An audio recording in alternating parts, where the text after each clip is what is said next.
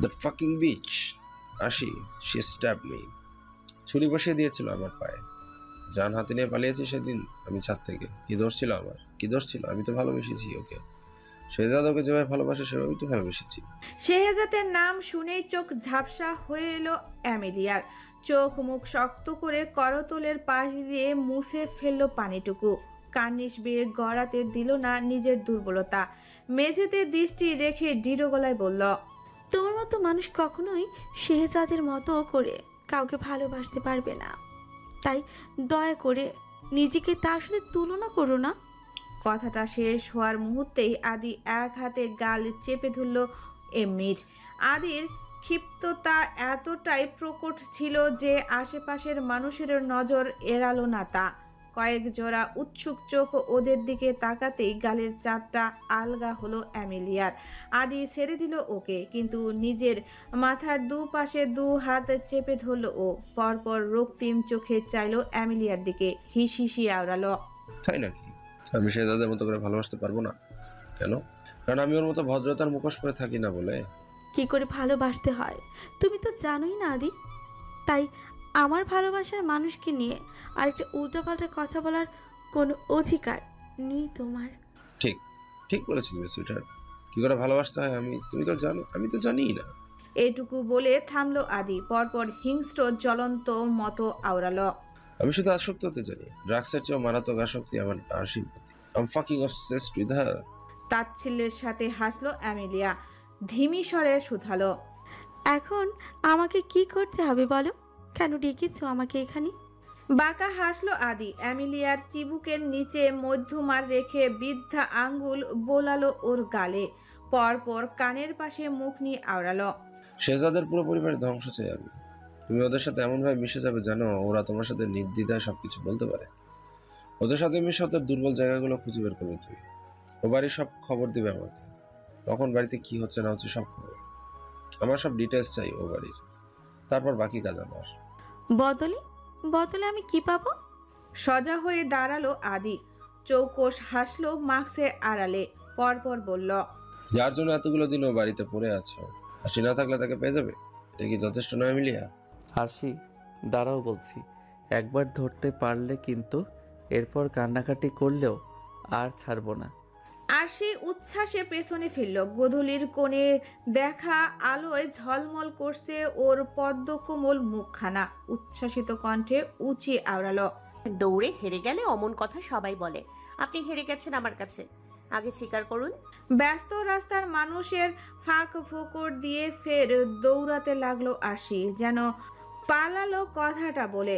অনেকটা যাওয়ার পরও যখন শেহজাদের আর কোনো সারা শব্দ পেল না, তখনই যেন একটু ধীর হলো ওর নুপুর পরা পায়ের গতি। শেহজাদ কত দূর এসেছে দেখার জন্য যেই না পেছনে ফিরে তাকাবে, অমনি পাজোড়া শূন্যে উঠে গেল ওর। আরশি হকচকায়, চমকে থমকে খিচে নেয় কাজল কালো চোখ। সন্তস্ত্র চিবুক বুকে ঠেকাতেই কর্ণকুহুরে পৌঁছায় সেই রাশ ভারী গলাটা। বলেছিলাম না, ধরতে পারলে কিন্তু আর ছাড়বো না তোমাকে।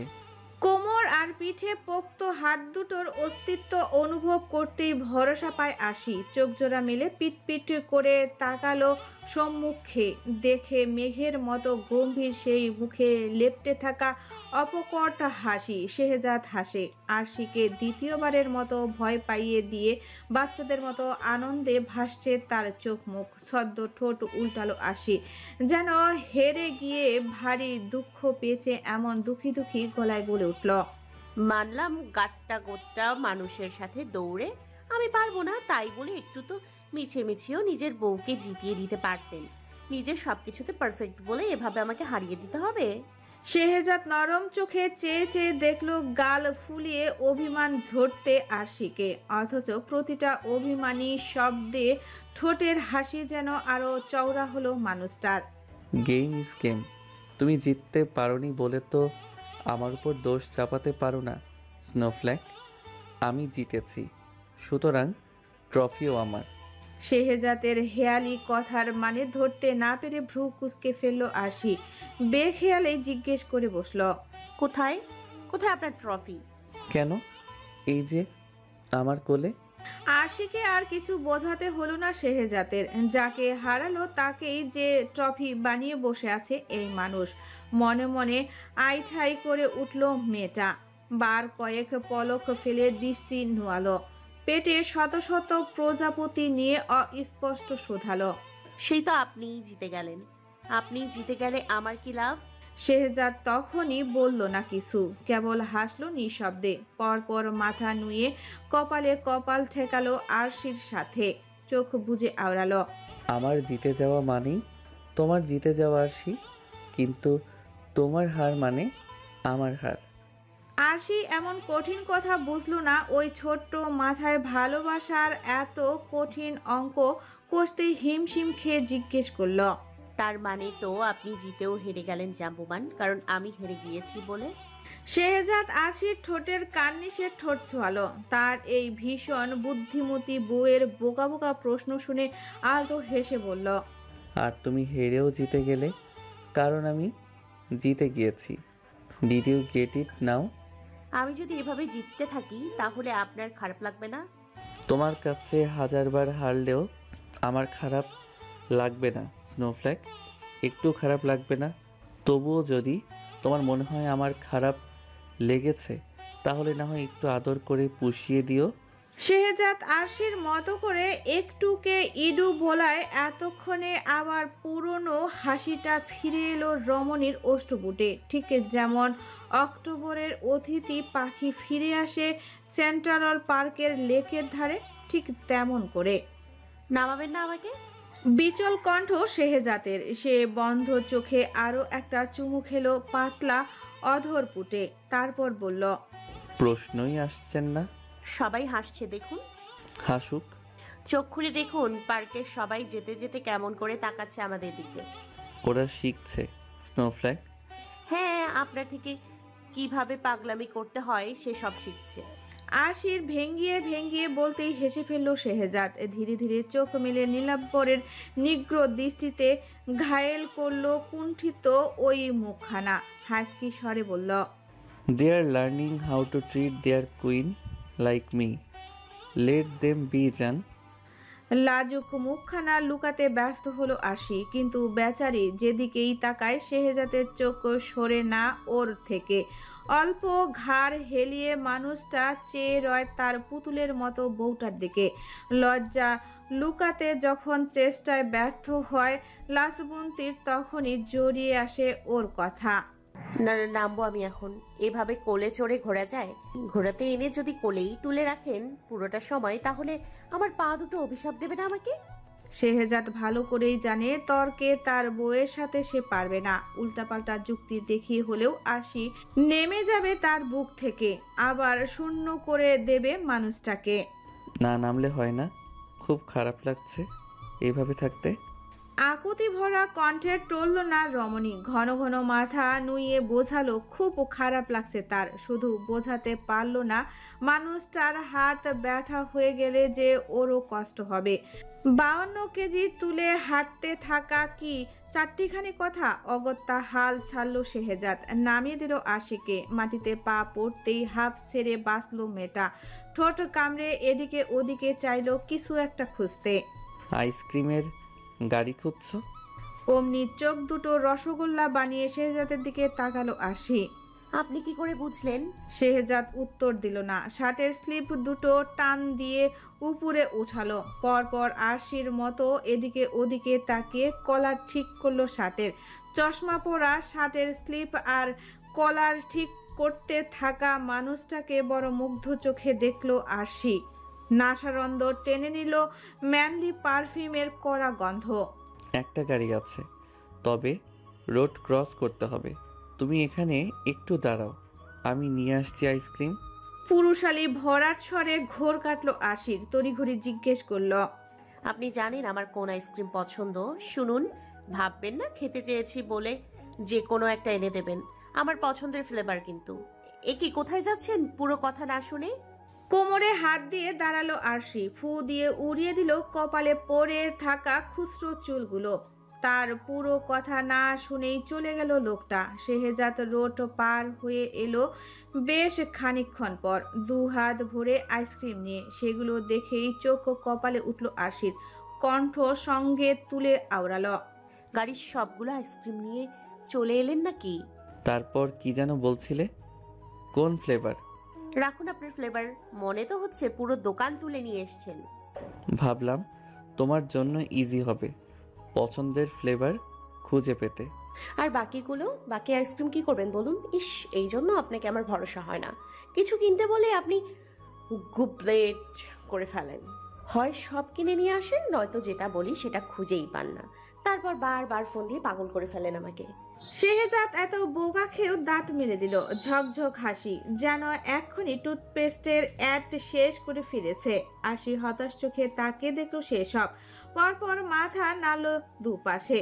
বোকা খেয়েও মানুষ এভাবে হাসতে পারে? আইসক্রিমগুলো নিয়ে বেশি বেকায়দায় পড়তে হয়নি ওদের। নিজেদের জন্য দুটো রেখে বাকিগুলো বাচ্চা নিয়ে ঘুরতে আসা পার্কের মানুষগুলোর হাতে হাতে দিয়ে দিয়েছে আরশি। সাথে বাচ্চাগুলোর সাথে আলাপও জমিয়েছে রমণী।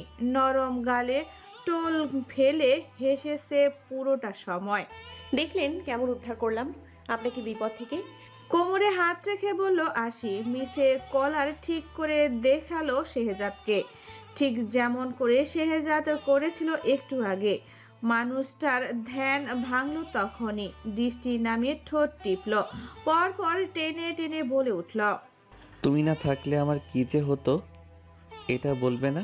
খচা টের পেয়ে তার দিকে সরু চোখে চাইল আরশি। নিজের হাতের আইসক্রিম থেকে কিছুটা আইসক্রিম সুযোগ বুঝে লাগিয়ে দিল শেহজাদের ঠোঁটে। পরপরে আবার লুটুপুটি খেলো হাসতে হাসতে। প্লিজ বুঝবেন না, মারাত্মক লাগছে কিন্তু আপনাকে। এখন মনে হচ্ছে পিচ্ছি ওরা নয় আপনি। আহলে আমার বাবুটা তককেট লাগিয়ে ফেলে তো কেটে দিয়ে। আরশি মনের খোরাক মিটিয়ে মজা উড়ালো শেহজাদের। হাসলো পেট চেপে ধরে। পরপর যখন একটু ধাতস্থ হলো তখন আবার নিজে থেকেই এগিয়ে এলো শেহজাদের কাছে। ঘাড়ের দুপাশে হাত রেখে বলল, আচ্ছা বেশ, মুছে দিচ্ছি, দাঁড়ান। আর গাল ফুলিয়ে দাঁড়িয়ে থাকতে হবে না। কি দিয়ে মুছবে? কেন? রুমাল আছে তো আমার কাছে। নাকি মিস্টার জাম্বুবানের হাইজেনে ব্যাঘাত ঘটে যাবে আমার ব্যবহার করা রুমাল দিয়ে মুছে দিলে? 2 লাইন বেশি কেন বোঝো তুমি? আপনি তো বলতেন কেউ একজন যেন সব সময় 3 ফিট দূরত্ব বজায় রেখে চলতে। এখন আমি বেশি বুঝে ফেললাম। কারণ তখন শেহজাদ থতমত খেল। কথায় কথায় অতীত ধরে টান মেরে তাকে নাস্তা নাবুদ করা বেশ। শেহজাদ তো জানে কি বললে কাজ হবে। অমনি 2 হাতে মেদহীন কোমরটা টেনে নিজের সাথে মেশালো আরশিকে। যেন বলিষ্ঠ ওই বাহু ডোরে আটকে ফেললো আরশির সমস্ত কথা।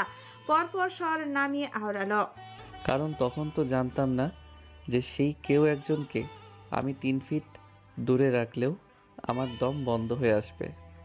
ঘন ঘন নিঃশ্বাস পড়ল আরশির। লাজুক চোখে দৃষ্টি ফেলল ইতিউতি। ক্ষীণ স্বরে বলল, চকলেট লেগে আছে আপনার ঠোঁটে, মুছে দিই? চুমু খেয়ে মুছে দিতে হলে দাও, নইলে থাক। Hygiene first. নিজের কথার প্যাচে নিজেই পড়ল এবার মেয়েটা। আহত চোখে তাকালো শেহজাদের দুষ্টুমি ভরা চোখের দিকে। ওভাবে তাকিয়ে লাভ নেই। আমাকে নজরানা দিয়ে তুমি পার পেয়ে যাবে ভাবছো নাকি? ভেবে থাকলে আগেই বলে রাখি, নিজের ব্যাপারে আমি কিন্তু আবার ভীষণ স্বার্থপর মিসেস শেহজাদ। তাই বলে বউকে ছাড় দেবেন না? বউকেও ছাড় দেব না। আরশি হাল ছেড়ে আশেপাশে তাকালো। সন্ধ্যা নামছে। লেকের পানিতে ঝিলমিল করছে শেষ বেলা। মানুষের ভিড় কমেনি মোটো। রং বেরঙের নিয়ম আলোয় সাথে উল্টে বাড়ছে কোলাহল। আরশি সেসবের মধ্যেই চোখ বন্ধ করলো। পায়ের আঙ্গুলে ভর দিয়ে উঁচু হয়ে দাঁড়ালো শেহজাদের বরাবর। চওড়া কাত জোড়া হাত রেখে ঠোঁট ছলো শেহজাদের ঠোঁটে। আইসক্রিমটুকু নিয়ে নিল জিভ দিয়ে, কিন্তু চোখ খোলার আগেই আইসক্রিম লেগে থাকা আধজোড়া ফের চেপে বসলো ওই উষ্ণ ওষ্ঠপুট। ঠোঁটে লেগে থাকা আইসক্রিমটুকুর স্বাদ ভাগাভাগি করে নিল দুজনে। অক্টোবরের প্রথম সন্ধ্যায় সাক্ষী হলো ওদের এই সুখ মুহূর্তের। ভারতীয় একজন মিউজিশিয়ান লেকের ধারে বসে সুর তুলল গিটারে। দেখুন হ্যালো কিটি হেয়ার ব্যান্ড।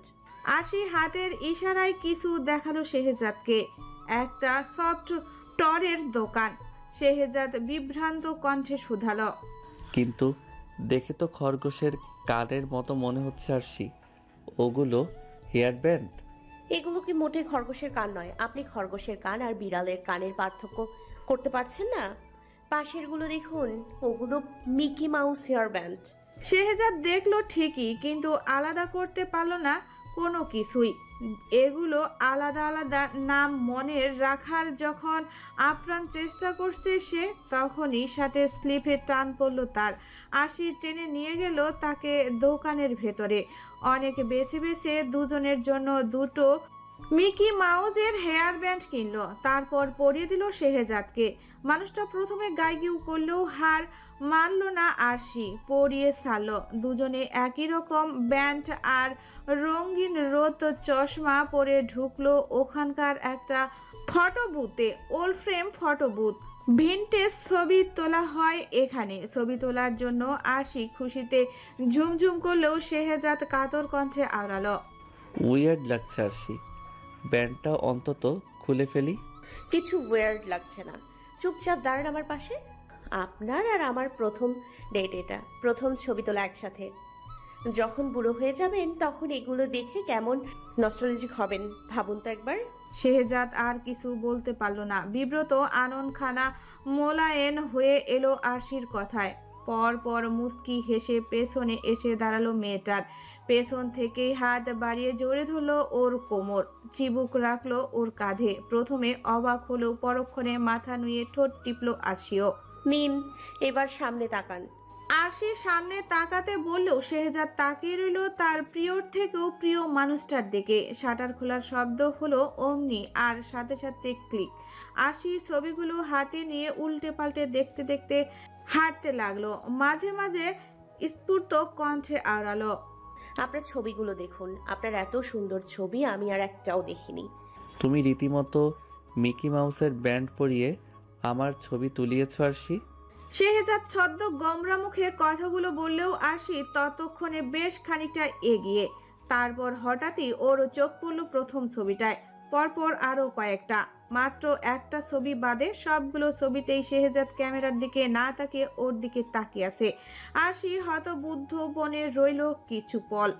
ঘাড় ঘুরিয়ে নির্বাক চোখে চাইল শেহজাদের পানে। শেহজাদ অবশ্য খেয়াল করলো না তার অবাক প্রেয়সীকে। সে নিজের মতো করে হাঁটতে হাঁটতে বলে গেল, বই কিনবে? সেদিন দেখলাম শেলফের পুরনো বইগুলোই বের করে আবার পড়ছো। চলো কিছু বই কিনে আনি। তোমার পছন্দের ফিকশন বইগুলো কিনলে কেমন হয়? আপনি এটা কবে খেয়াল করলেন? শেহজাদ বলল না কিছু।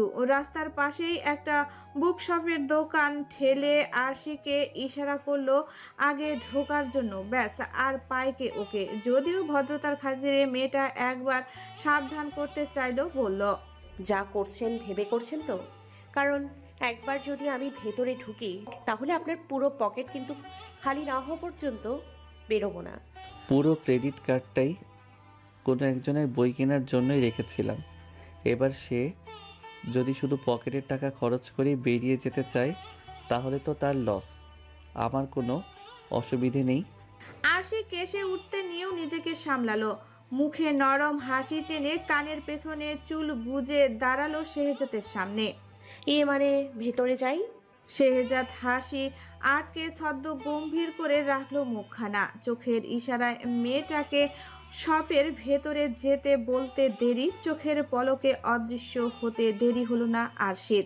শেহজাদ এলো আরশির পেছন পেছন। বুক সেলফ থেকে পছন্দের বইগুলো শেহজাদের দিকে না তাকিয়ে তার হাতে তুলে দিতে থাকলো আরশি। এত এত বই হাতে হিমশিম খেলেও নিজেকে সামলে নিল মানুষটা। আরশি তার দিকে খেয়াল না করেই বলে চলল নিজের মতো, এটা সেকেন্ড এডিশন এই বইটার। বাইন্ডিংটা সুন্দর না? এই বইটার প্রচ্ছদটা দেখুন কি দারুণ। আর ওই যে বইটা, ওটা আমার পছন্দের লেখিকার।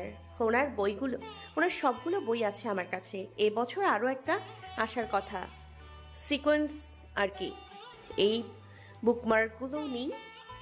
ওই বইটা একটু নামিয়ে দিন না, কতদিন উইশ লিস্টে ছিল, কিনবো করেও সময় পাইনি, আজ নিয়ে ফেলি।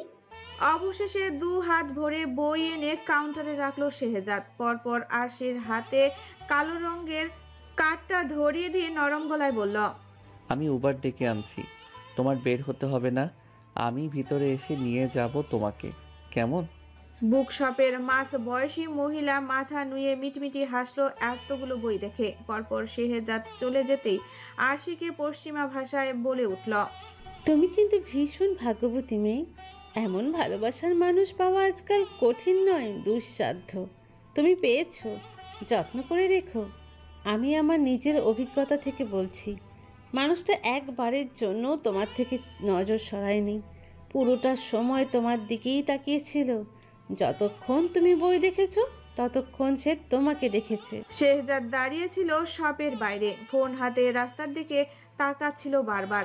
গাড়ির জন্য অপেক্ষা করছে নিশ্চয়ই। ক্লান্ত মুখটা দেখে আশির বুক ভরে শ্বাস নিল। বুকের ভেতর কেমন অদ্ভুত টান অনুভব হলো মানুষটার জন্য। না চাইতেও পাওয়া এই ভালোবাসায় ভিজে গলা মুখ ও ফসকেই যেন বলে ফেলল, আমিও ওনাকে সারা জীবন ভীষণ ভালোবাসবো। যতটা উনি অনুভব করতে পারেন আর যতটা অনুভব করতে পারেন না তার ঊর্ধ্বে গিয়ে যদি কখনো আমাদের ভালোবাসা সত্যি হয়, তাহলে আমি সেই সত্যিটা প্রমাণ করে ছাড়বো। এটা নিজের কাছে আমার নিজের করা পাক্কা প্রমিস। আশিকে আমার হাতে তুলে দিলে তুমি শেহজাদকে পাবে, কথা দিচ্ছি। তুমি তোমার কথা রাখলে শেহজাদের ক্ষতি আমি করবো না। Deal is deal. আর তুমি আমার ক্রাইম পার্টনারের ভালোবাসাকে আদি মানবে না। অ্যামিলিয়া নীরব হাসলো আদির কথায়, অবজ্ঞা মিশিয়ে বলল, তোমার কি মনে হয় আশি না থাকলেই শেহজাদকে আমি পেয়ে যাব? মাস্টার মন ভেঙে যাবে পুরোপুরি আশিকে হারিয়ে ফেললে। আর সেই ভাঙাচোরা মনে জবরদখল বসালেও কোনোদিন হয়তো আমি আশির জায়গায় নিতে পারবো না। উষ্ণ পানির রেখা নামলো অ্যামিলিয়ার গাল বেয়ে। আদি ভূতগ্রস্তের ন্যায় চেয়ে রইল শুধু ওর দিকে, যেন এখনো হজম করতে পারলো না যে অ্যামিলিয়া বলছে এই কথাগুলো। পরপর অদ্ভুতভাবে দুলে দুলে হাসলো আদি। অ্যামিলিয়ার গালের দুপাশে আঙ্গুলের চাপটা দৃঢ় করলো ফের। হিসিয়ে বলল, তোমার মাথাটা কি পুরোপুরি নষ্ট হয়ে গেল এমি ডার্লিং? হ্যাঁ, এসব ডায়লগ উপন্যাসের নায়িকাদের মুখে মানায় আমি, তোমার মতো খলনায়িকাদের মুখে নয়। বাস্তবে ফিরে আসো আর আমার সাথে হাত মিলাও। নিজেরটা বুঝে নিতে হলে জগতে সবাইকে স্বার্থপর হতে হয়। তুমি যা করবে তোমার নিজের জন্য করবে। আশিকে আমার হাতে তুলে দিলে তোমার রাস্তা সাফ। আমাদের এক হয়ে কাজ করার মানে কেন বুঝতে চাইছো না তুমি? চোখ ফেটে জল গড়ালো অ্যামিলিয়ার। আদির অন্য হাতে তখন পকেটের নাইফ, ঠোঁটে পৈশাচিক হাসি, যেন অ্যামিলিয়াকে নীরব হুমকি দেওয়ার জন্য বের করেছে হাতের ওই ছুরিটা। আর ঠিক তখনই সাইনরের শব্দ স্বরে হলো ক্যাফেতে। পুলিশের গাড়ির আওয়াজ পেয়ে হট্টগোল বেঁধে গেল ক্যাফের ভেতরে, কিন্তু তাতে লাভ খুব একটা হলো না। আয়ানরা মিনিট খানেকের মধ্যে ঘেরাও করে ফেলল ক্যাফের নিউ ইয়র্কের পুরো এরিয়া। শখানেক পুলিশে জিম্মির করে ফেলল আদিদের। আয়ান হাতে মেগাফোন নিয়ে ক্যাফের ভেতরে ঢুকলো। অ্যামিলিয়ার পেছনে এসে দাঁড়িয়ে তাকালো আদির চোখ বরাবর। ফিচেল হেসে ফোনটা সামনে নিয়ে জানান দিল, Put the knife down, Adi. You are under arrest. আদি এবার সত্যি সত্যি অবিশ্বাস্য চোখে তাকালো অ্যামিলিয়ার দিকে। ততক্ষণে পেছন থেকে পুলিশ ঘিরে ফেলেছে আদিকে। অ্যামিলিয়া শক্তি খাটিয়ে আদির হাতটা সরালো নিজের গাল থেকে। সেখানটা হাতের উল্টো পিঠ দিয়ে মুছে দৃঢ় গলায় বলল, Your game is over. Minute খানেকের নিস্তব্ধ থাকার পর যখন মুখ খুলল আদি, বিমূঢ় স্বরে আওড়ালো, পুরোটা তোদের সাধারণ নাটক ছিল। তুই আগে থেকে পুলিশকে সবটা জানিয়ে এসেছিলি এখানে, যেন আমাকে ধরে দিতে পারিস। কেন? আগে থানায় চলো, তারপর কেন কিসের জন্য সব থানায় নিয়ে আমি বুঝিয়ে দিচ্ছি তোকে। অমনি ছুরির সমেত আয়ানের দিকে এগিয়ে যেতে উদ্যত হলো আদি। বদ্ধ উন্মাদ সে এখন, যদিও সেটা অস্বাভাবিক কিছু নয়। এভাবে ধরা পড়ে যাবে এটা হয়তো ওর ধারণাতেও ছিল না।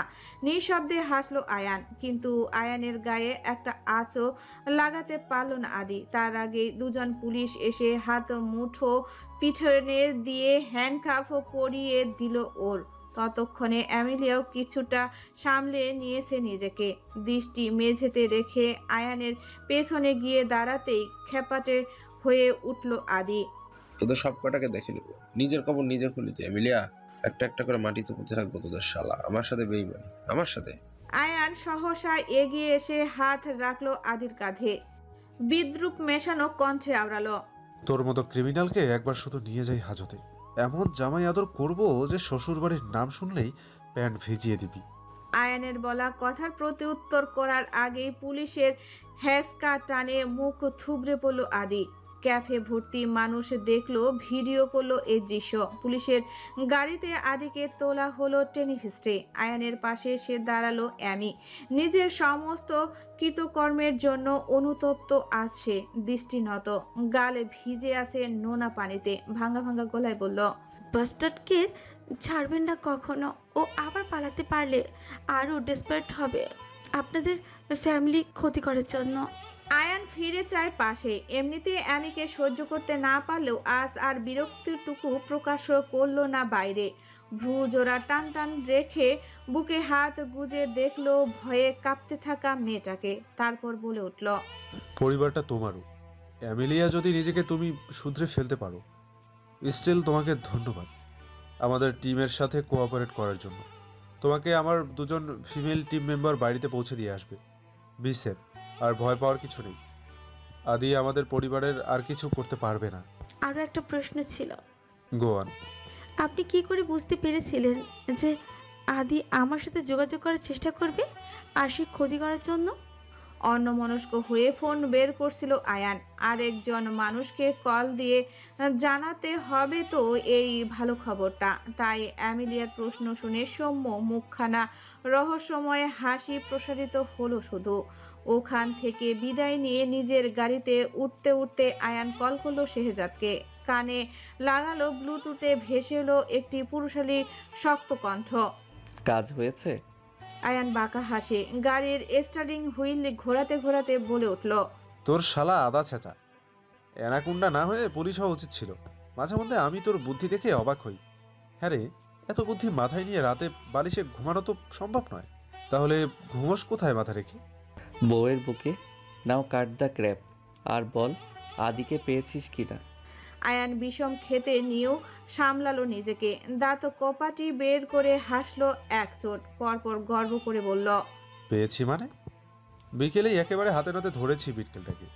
যাই হোক, তুই যদি আমাকে অ্যামেলিয়ার ফোনের উপর নজর রাখতে না বলতি, তাহলে হয়তো আজকেও আদিকে ধরা পসিবল হতো না।